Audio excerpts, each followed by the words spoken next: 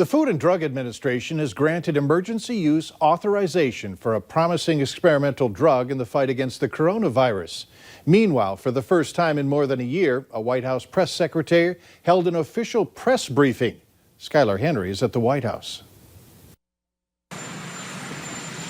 The president departed the White House for what he's calling a working weekend at Camp David after honoring a group of everyday Americans for helping those in need during the coronavirus pandemic. The 5 Americans we recognize today are the first of a number of individuals we will honor in the coming weeks. During a White House meeting with the CEO of Gilead Sciences, the FDA commissioner announced his agency has authorized the emergency use of the drug remdesivir. From clinical trial to getting it authorized from the FDA, it's been quite the speedy but also effective process. We want to make sure nothing gets in the way of these patients getting the medicine, so we made a decision to donate about 1.5 million vials of remdesivir. Earlier this week, the NIH announced the results of a study showing hospitalized COVID-19 patients who were given the experimental drug had a faster recovery time. The president is considering retaliatory measures against China pending an investigation. We're going to see what happens. A lot of things are happening with respect to China. We're not happy, obviously, with what happened.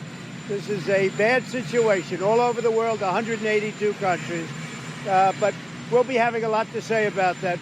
The president's fourth press secretary, Kayleigh McEnany, held her first press briefing. I will never lie to you. You have my word on that. Over on Capitol Hill, the Senate is gearing up to return next week. Despite warnings from the Capitol physician, there are not enough COVID-19 tests for all members. House committees will return to Washington to conduct in-person business and work on legislation.